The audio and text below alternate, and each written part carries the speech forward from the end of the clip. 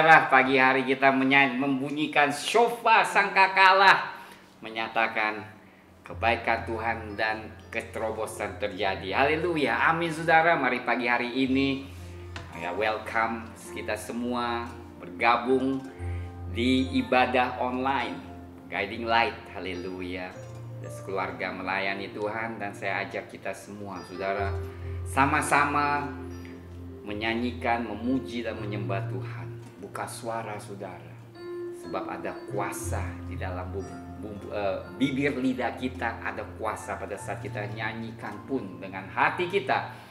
Hadirat Tuhan akan datang di atas saudara. Haleluya. Ya Tuhanku, aku hendak bernyanyi bagimu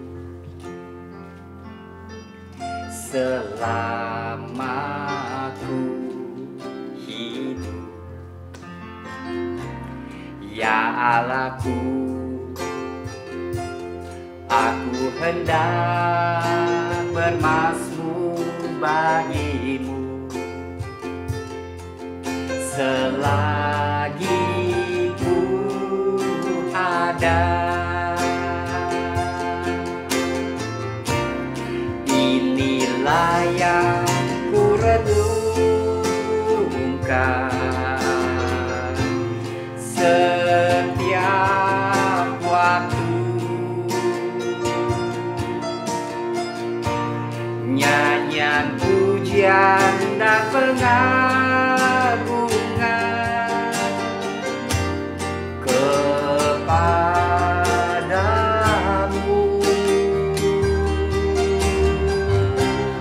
Biarlah manis kau dengar Tuhan, manis kau dengar Tuhan, dan hatiku bersuka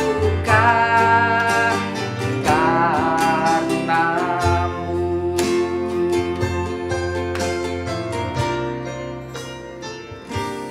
Ya Tuhanku, aku hendak bernyanyi bagimu selama aku hidup. Ya Allahku, aku hendak bermazmur bagimu selagi ku ada. Inilah yang ku renungkan setiap waktu, nyanyian pujian dan pengagungan kepadamu.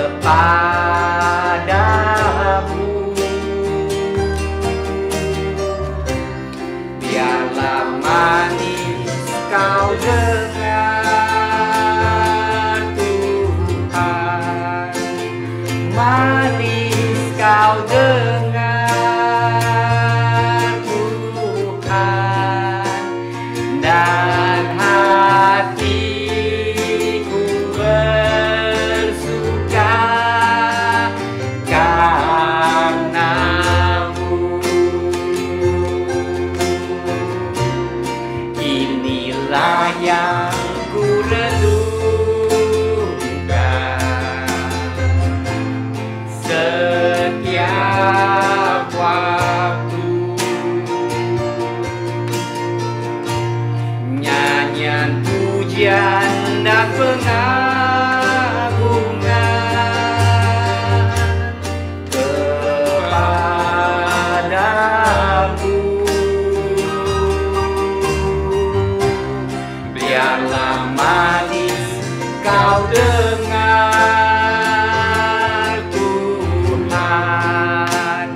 manis kau dengar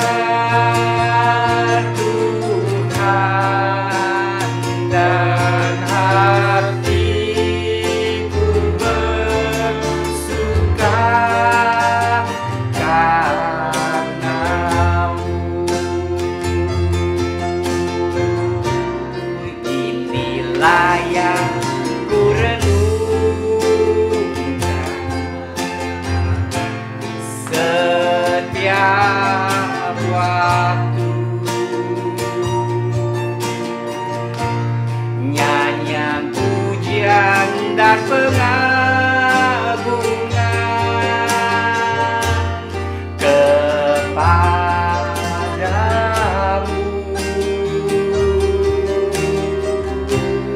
Biarlah manis kau dengar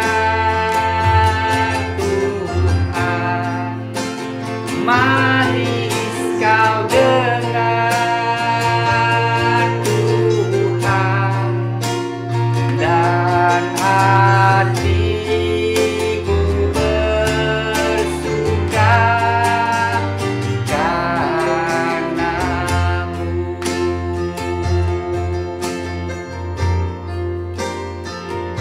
Dan hatiku bersuka karena-Mu.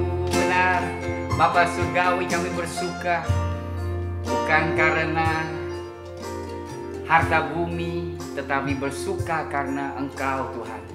Biar pagi hari ini kami menaikkan pujian penyembahan yang merupakan dupa yang harum di hadapan-Mu, di tahta-Mu Tuhan. Haleluya. Saudara, mari kita sama-sama kita akan menaikkan pujian kepada Tuhan kita. Haleluya. Ku diberi kuasa.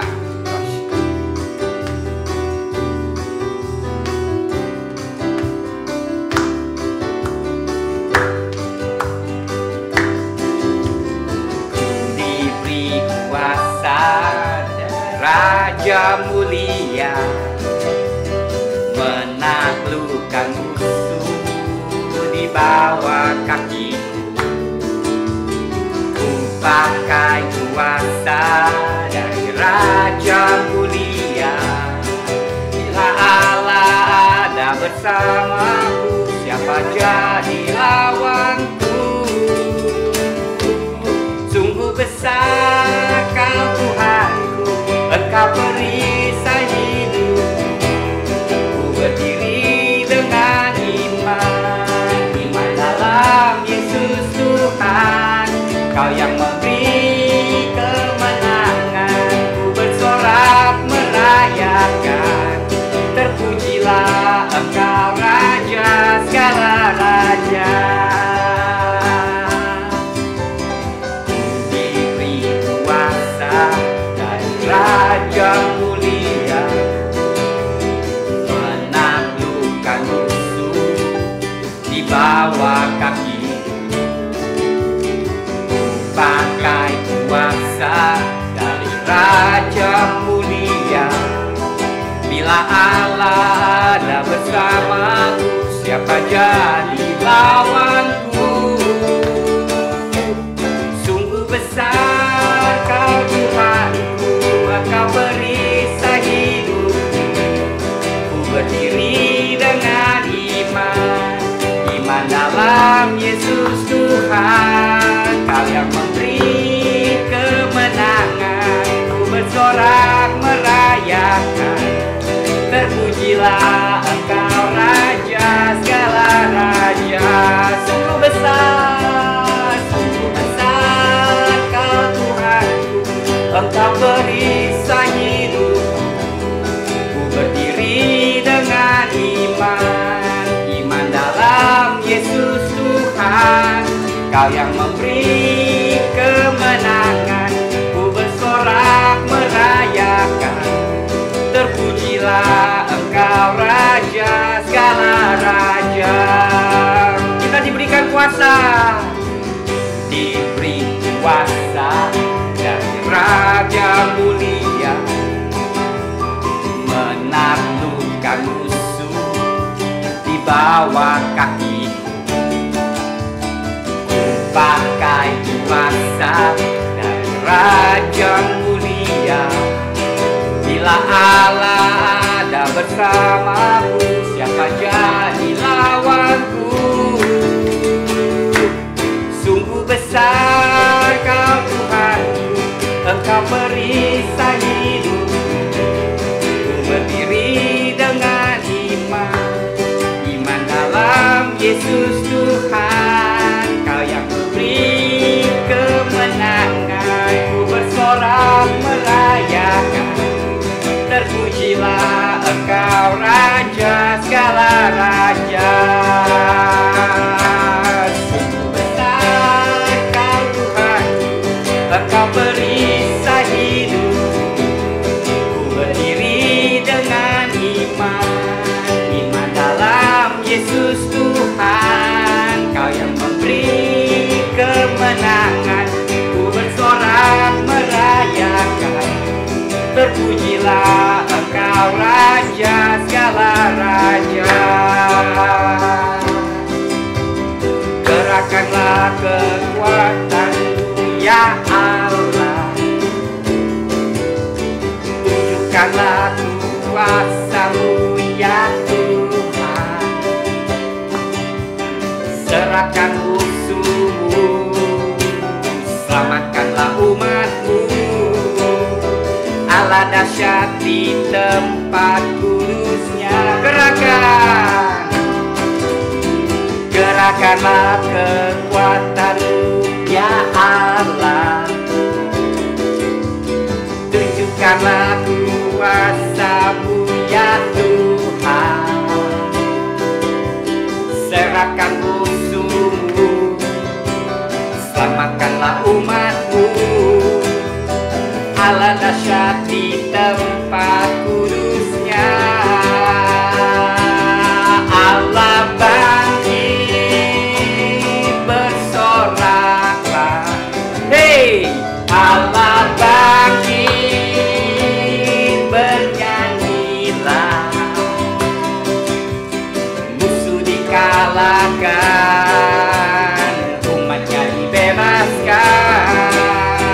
Allah dahsyat di tempat kudusnya. Allah bangkit, bersoraklah. Hei, Allah bangkit, bernyanyilah. Musuh dikalahkan, umatnya dibebaskan. Allah dahsyat di tempat kudusnya. Gerakkanlah kekuatan-Mu ya Allah. Tunjukkanlah kuasa-Mu ya Tuhan. Serahkan musuh-Mu, selamatkanlah umat-Mu. Allah dahsyat di tempat kudusnya. Allah bangkit, bersoraklah. Hei, Allah bangkit, bernyanyilah. Musuh dikalahkan, umatnya dibebaskan. Allah dahsyat di tempat kudusnya. Allah bangkit, bersoraklah. Hei, Allah bangkit, bernyanyilah. Musuh dikalahkan, umatnya dibebaskan. Allah dahsyat di tempat kudusnya. Allah dahsyat di tempat kudusnya. Allah dahsyat di tempat kudusnya. Saudara, jika kita kudus, maka kedahsyatan Allah akan dampak di dalam kehidupan kita. Karena Allah dahsyat di tempat kudusnya. Izinkanlah Dia berkuasa berdaulat di dalam kehidupan kita yang kudus bagi Tuhan. Mari kita juga siapkan hati kita untuk perjamuan kudus pagi hari ini.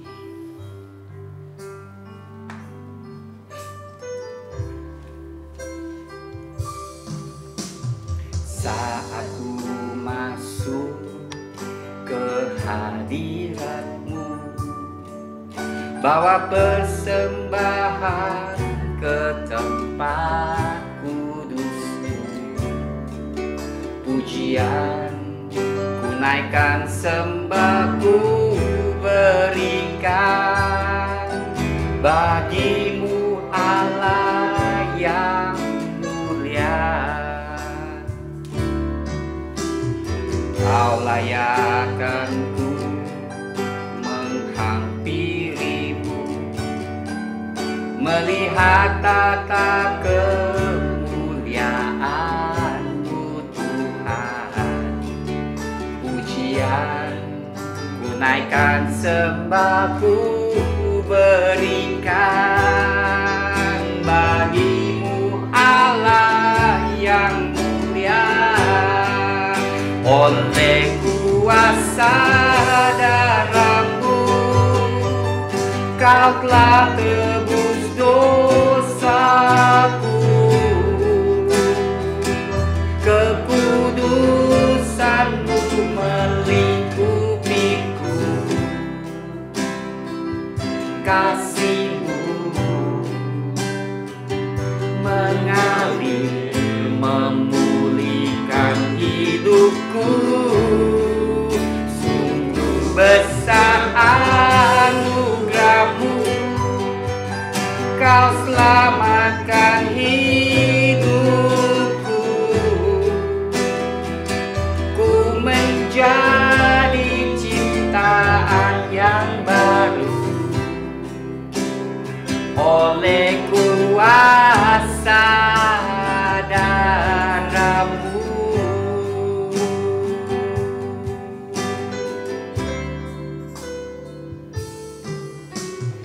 Saat ku masuk ke hadirat-Mu, bawa persembahan ke tempat kudus-Mu, pujian ku naikkan, sembah ku berikan bagi-Mu Allah yang mulia.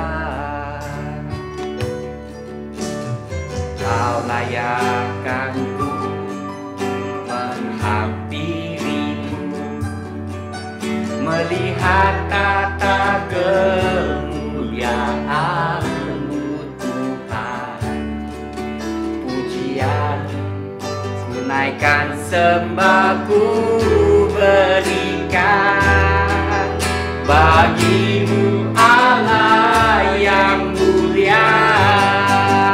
Oleh kuasa darah-Mu, Kau telah tebus dosaku. Kekudusan-Mu melingkupiku, kasih-Mu mengalir memulihkan hidupku.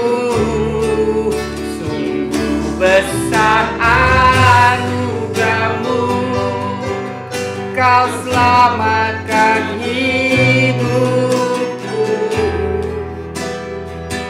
Ku menjadi ciptaan yang baru oleh kuasa darah-Mu. Oleh kuasa darah-Mu, Kau telah tebus dosa.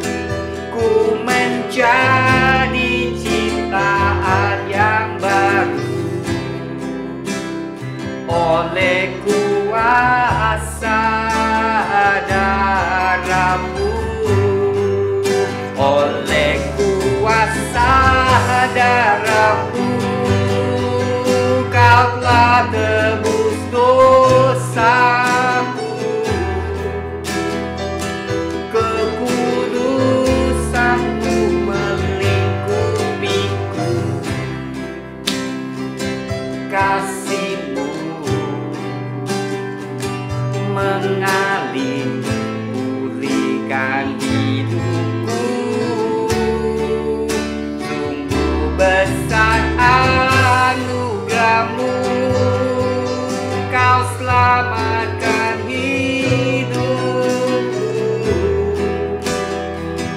Ku menjadi ciptaan yang baru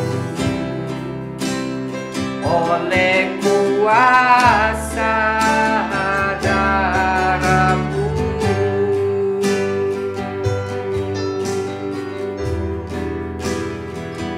Oleh kuasa darah-Mu.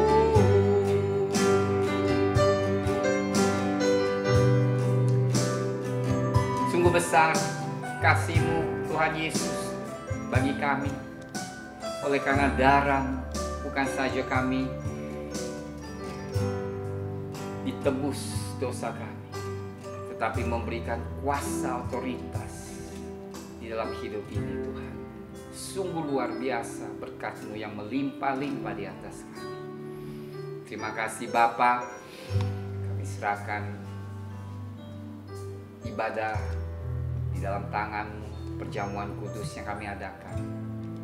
Biarlah lewat perjamuan kudus ini, setiap kami yang adakan terlindung oleh wabah COVID-19, dari sakit penyakit apapun juga, karena kuasa darah-Mu lebih dahsyat dari segala obat, vaksin maupun vitamin Tuhan.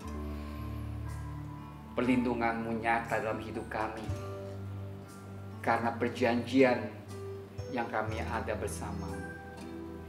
Maka di perjanjian lama Engkau nyatakan, barang siapa yang mengasihi dan melayani-Mu Tuhan, maka Engkau ambil semua sakit penyakit yang ada di Mesir. Engkau tidak izinkan wabah atau sakit penyakit menjamah kami yang hidup di dalam kuasa darah-Mu Tuhan. Terima kasih Bapa. Di dalam nama Tuhan Yesus, kami siapkan hati kami untuk perjamuan kudus ini. Amin. Haleluya. Selamat pagi saudara, mari kita siapkan hati kita untuk perjamuan kudus pada pagi hari ini. Saya yakin saudara sudah siapkan roti dan anggur. Dan ini sakramen yang sangat kudus dan juga sangat memberkati saudara. Penuh dengan berkat Tuhan. Karena perjanjian. Kita tahu semua saudara, Tuhan bekerja lewat perjanjian. Oleh sebab itu pada saat kita mengadakan roti dan anggur, bayangkan betapa besar berkat itu ada di atas kita semua. Saya akan bacakan firman Tuhan dan juga saudara, saya ajak saudara angkat roti, pegang roti saudara, siapkan. Tangan kanan, angkat tinggi-tinggi saudara, mari kita siapkan hati kita dan saya akan bacakan firman Tuhan. Tuhan Yesus pada malam waktu Ia diserahkan mengambil roti, dan sesudah itu Ia mengucap syukur atasnya, Ia memecah-mecahkannya dan berkata, inilah tubuhku yang diserahkan bagi kamu, perbuatlah ini menjadi peringatan akan aku. Mari kita mengucap syukur dan ambil, kita makan bersama roti, yaitu tubuh Kristus yang telah terpecah bagi kita semua.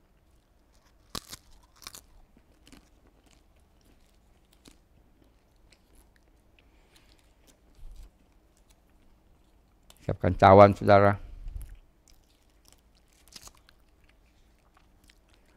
Tangan kanan kita angkat tinggi-tinggi. Demikian juga Ia mengambil cawan sesudah makan. Lalu berkata, cawan ini adalah perjanjian baru yang dimeteraikan oleh darahku. Perbuatlah ini setiap kali kamu meminumnya menjadi peringatan akan aku. Sebab setiap kali kamu makan roti ini dan minum cawan ini, kamu memberitakan kematian Tuhan sampai Ia datang. Mari kita minum bersama. Puji Tuhan, Tuhan memberkati. Haleluya.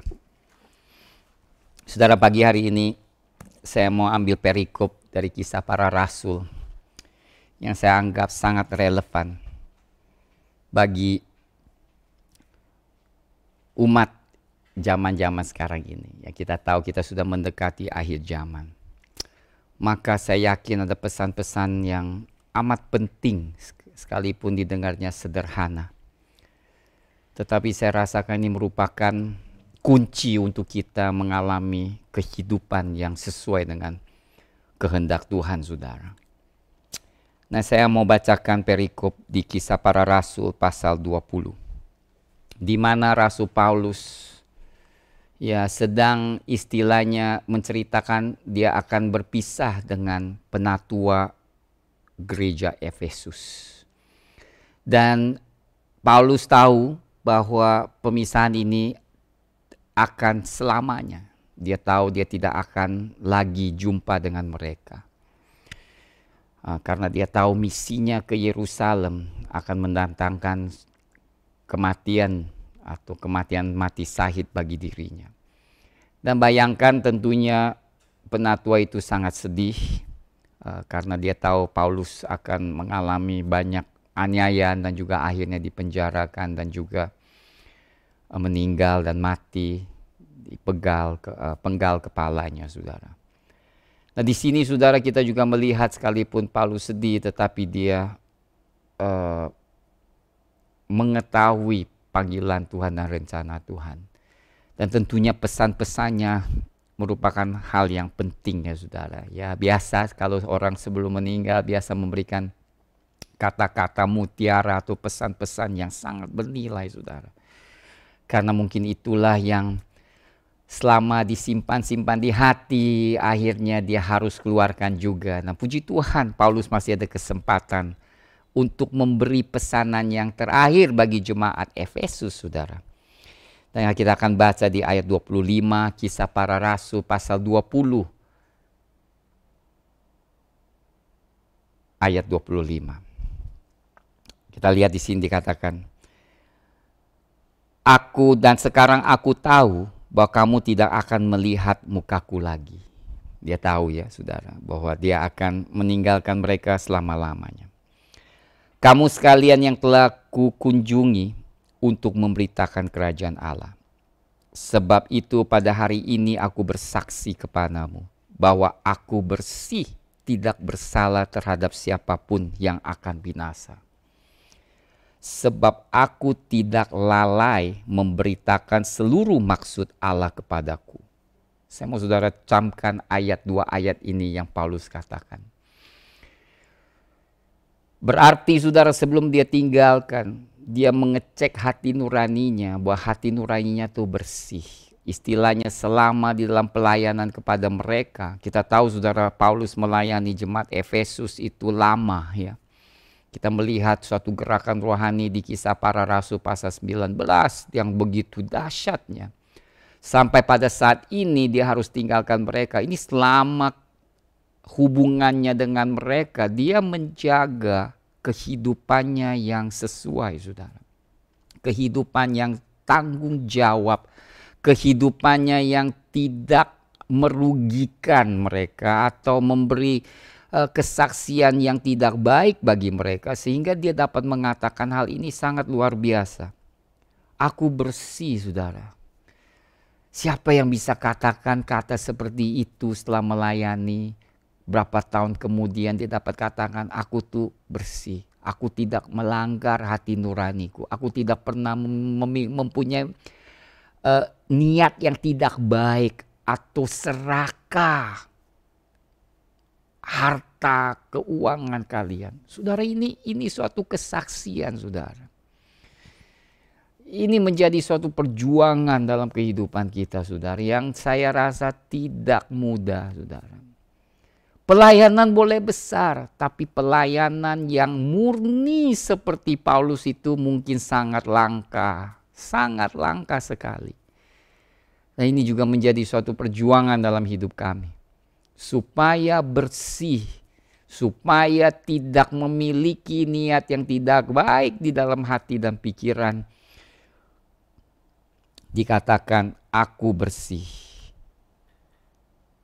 Tidak bersalah terhadap siapapun yang akan binasa. Dan salah satunya kenapa dia berani katakan, sebab dia katakan apa? Ayat 27. Sebab aku tidak lalai memberitakan seluruh maksud Allah kepadamu. Atau bahasa Inggrisnya, I never cease to declare the whole counsel of God. Seluruh maksud tujuan Allah. Berarti saudara, pada saat dia sampaikan Injil dan kebenaran, dia tidak sampaikan hanya yang enaknya saja didengar. Tetapi apapun yang dia rasa itu merupakan hal yang penting secara rohani, dia akan sampaikan dengan berani, saudara. Maka dia katakan bagi yang saudara kalau masih binasa, tapi saya tidak lagi, kalau bahasa Inggrisnya, darahnya aku tidak tanggung jawab. Kenapa? Karena aku sudah sampaikan, dan jikalau mereka tidak mendengarnya, aku tidak salah lagi. Itu luar biasa ya saudara. Paulus itu makanya berani istilahnya. Dia berani sampaikan seluruh maksud Allah. Ada yang tidak benar, disampaikan. Yang baik disampaikan, tidak baik pun dia disampaikan. Kalau sebagai ilustrasi, saya suka ilustrasi seperti makanan saudara ya. Kita kadang suka pilih makanan yang kita sukai. Kalau bisa tiap hari kita makan terus. Dan itu belum tentu baik saudara.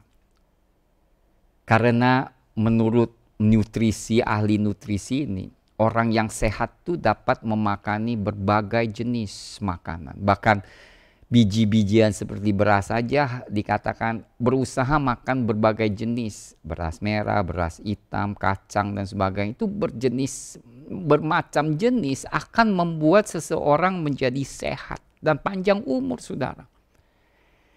Ini adalah riset yang diadakan oleh pemerintah Cina saudara. Kita melihat kenapa pejabat-pejabat di Cina itu pada umumnya panjang umur saudara. Panjang umur. Usianya sampai 80, 90-an. Karena apa? Mereka tuh dikontrol, diberikan makanan yang sehat setiap hari.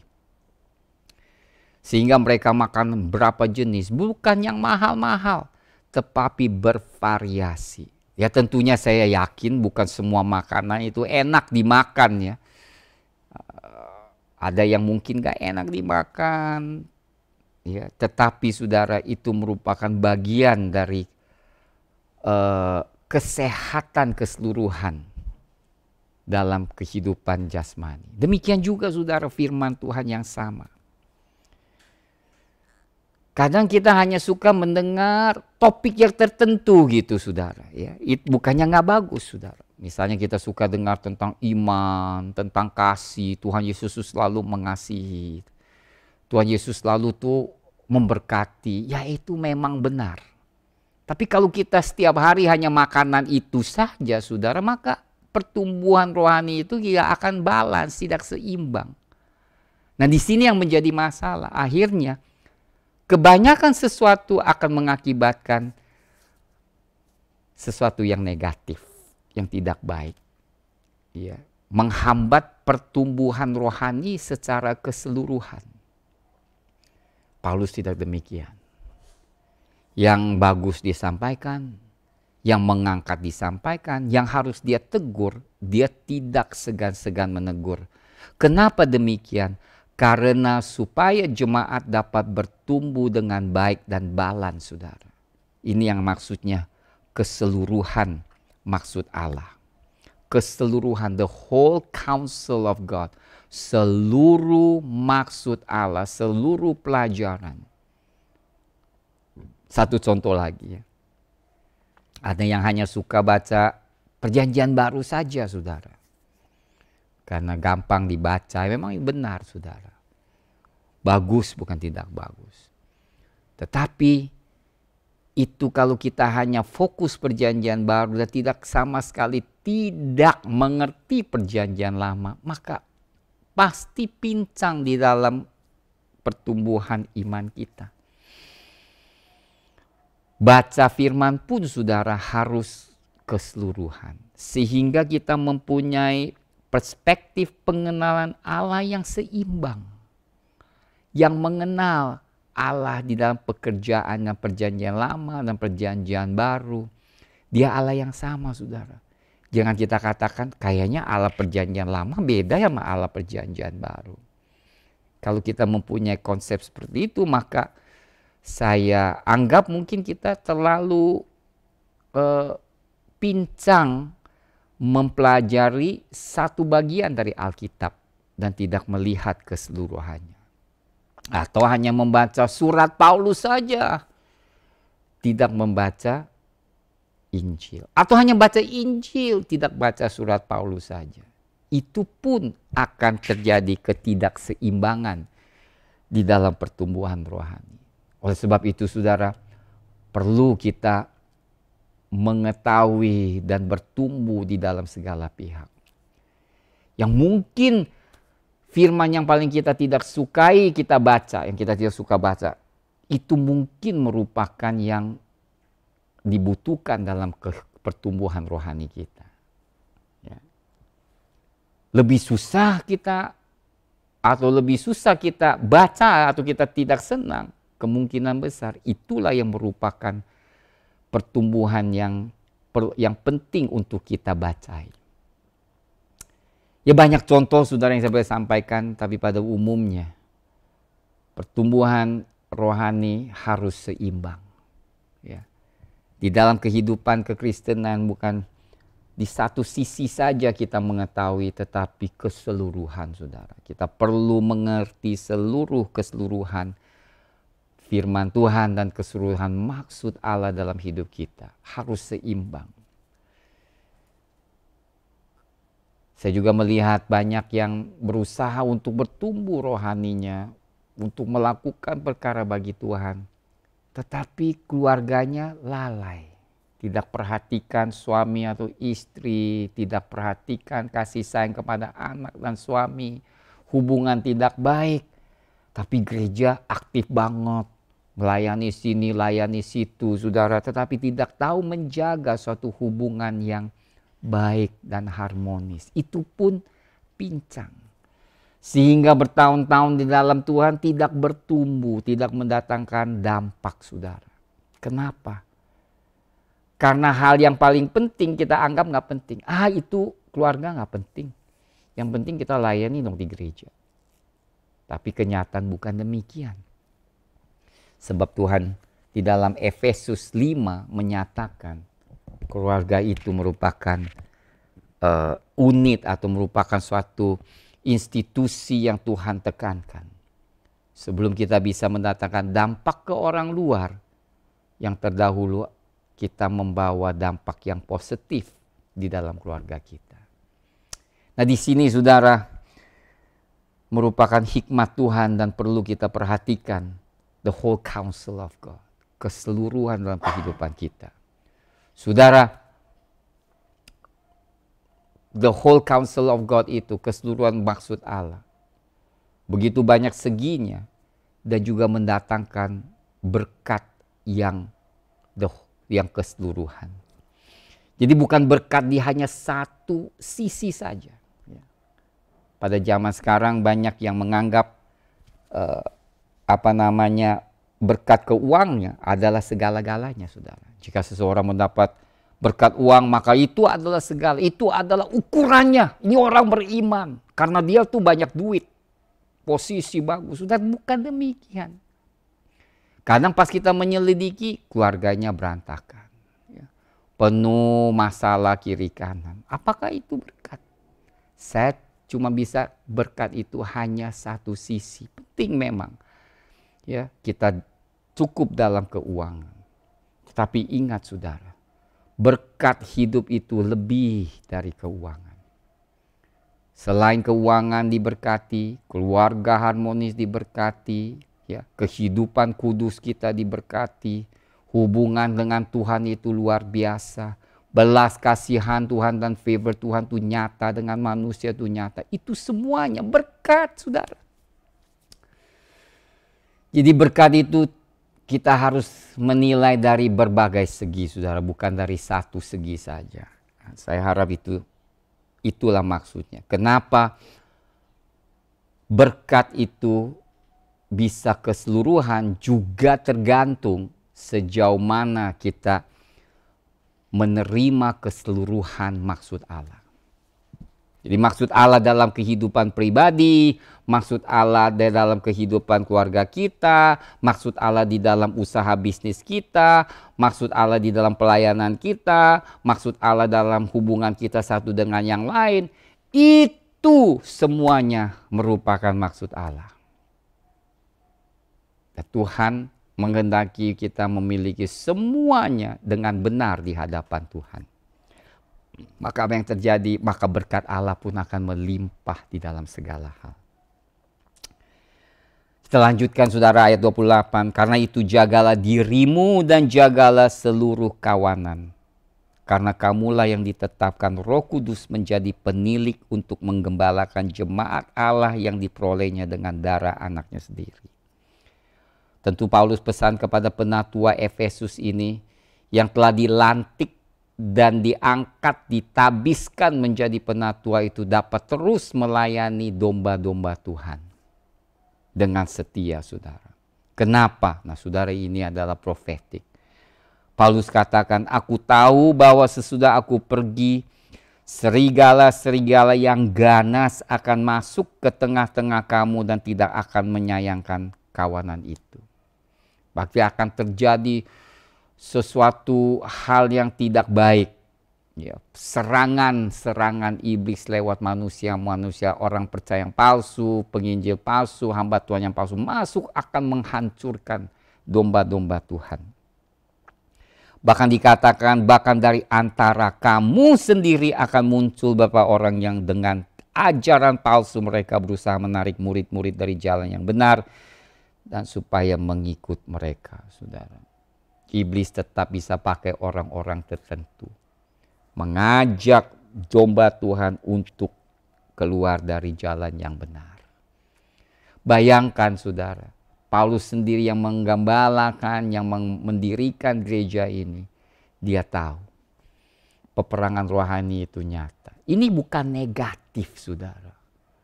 Tetapi ini merupakan profetik yang dia lihat apa yang akan terjadi. Apakah dia sedih? Dia sedih, tetapi dia tidak tanggung jawab lagi. Kenapa dia tidak bertanggung jawab? Karena dikatakan, aku telah sampaikan semua itu kepadamu. Tapi kalau engkau tidak mendengarnya, aku tidak bisa buat apa-apa. Bagi mereka yang binasa, aku tidak tanggung jawab lagi. Sebab tanggung jawabku aku telah laksanakan. Aku telah penuhi semua yang aku harus kerjakan. Dan tidak mungkin Paulus selama-lamanya bersama mereka. Ini merupakan hal yang amat-amat luar biasa yang diajarkan oleh Tuhan. Di dalam perikop ini saya merasa luar biasa pesan Tuhan. Bahkan katanya dari antara kamu, di tengah-tengah muncul yang tidak setia. Bayangkan saudara apa yang maksud Paulus katakan. Sebab itu ayat 31. Berjaga-jagalah dan ingatlah bahwa aku 3 tahun lamanya. Bayangkan Paulus lama bersama mereka mengajarkan, membuktikan, hidup sebagai saksi di mata mereka, di depan mata mereka. Bahwa dia tuh hidup benar dan takut akan Tuhan. Dia katakan di 1 Korintus, yang aku gemarkan adalah hati nuraniku. Yang aku besar-besarkan bukan sertifikat, bukan gelar, tetapi apa yang dibesar hati nuraniku yang tidak melanggar, saudara. Itu yang luar biasa.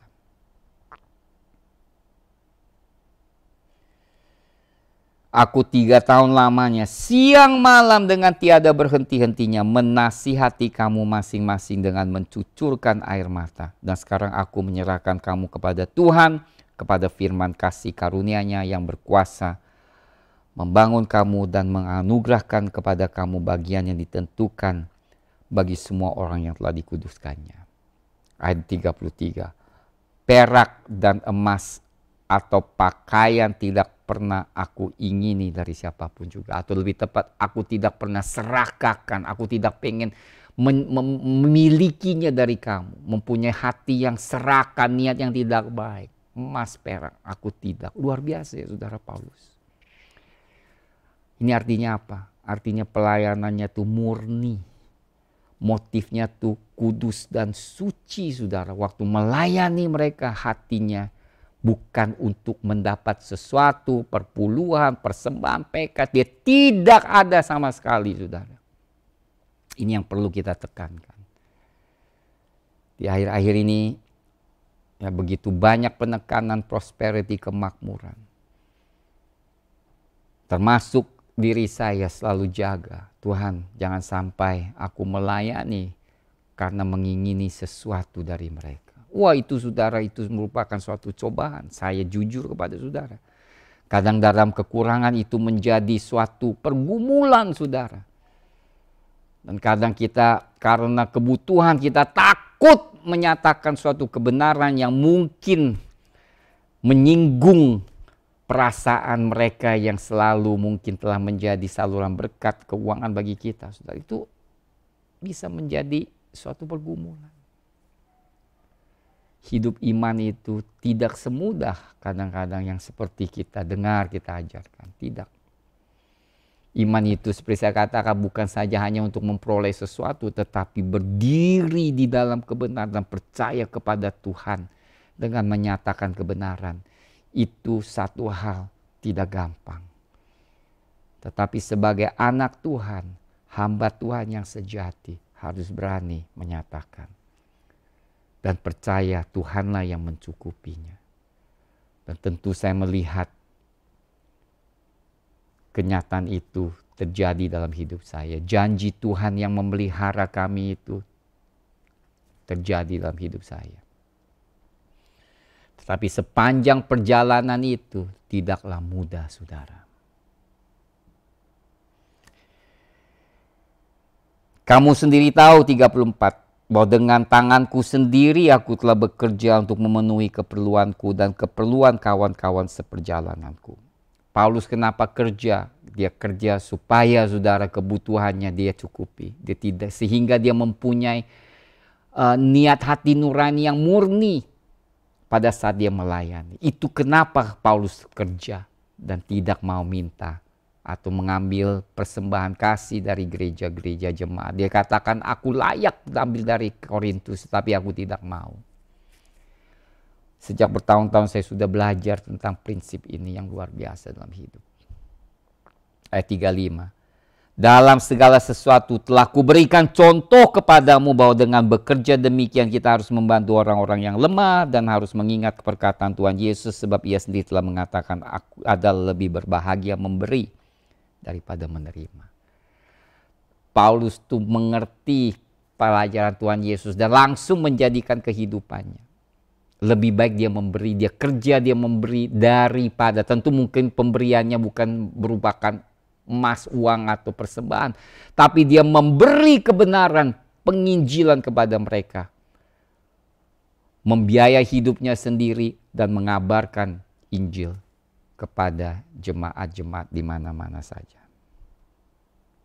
Inilah ya saudara pesan Paulus yang kita dapat lihat di dalam Kisah Para Rasul 20 ini. Saya merasa suatu pesanan yang amat-amat penting bagi kita semua. Bagaimana Paulus hidup di tengah-tengah jemaat Efesus. Bukan Efesus saja, di tengah-tengah jemaat Tuhan. Dengan hati nurani yang tulus di hadapan Tuhan. Saudara, banyak hal metode kalau diajarkan itu gampang. Tapi saya merasakan dalam firman Tuhan, motif dari kehidupan kita itu kadang paling susah. Merupakan tantangan yang paling besar di dalam kehidupan rohani. Karena motif itu langsung ya berbicara Tuhan dengan kita. Yang tidak dilihat manusia. Kadang di luarnya kita bisa menunjukkan kehidupan yang sangat kudus, sangat luar biasa. Sudah dalamnya kita ini bisa nggak benar saudara. Perbuatan kita di belakang manusia itu kadang-kadang tidak sesuai dengan kehendak Tuhan. Nah ini yang menjadi hal sebagai tantangan besar dalam kehidupan orang percaya. Saya harap saudara Firman hari ini sungguh dapat meneguhkan dan juga mendorong kita untuk hidup lebih benar lagi di hadapan Tuhan yang kita tidak lihat. Takut akan Tuhan dan mengasihi Dia dengan segenap hati kita. Amin, puji Tuhan saudara, demikian firman Tuhan. Pesan Tuhan pada minggu ini sampai di sini saja. Dan saya harap ini menjadi berkat bagi saudara. Merenungkanlah saudara ayat-ayat ini sepanjang minggu ini. Dan selalu menjadikan ayat-ayat ini patokan dalam kehidupan rohani kita saudara. Mari saudara angkatlah tangan, terimalah berkat dari Tuhan. Tuhan memberkati engkau dan melindungi engkau. Tuhan menyinari engkau dengan wajah-Nya dan memberi engkau kasih karunia. Tuhan menghadapkan wajah-Nya kepadamu dan memberi engkau damai sejahtera. God bless you. Sampai kita jumpa lagi minggu depan. Amin.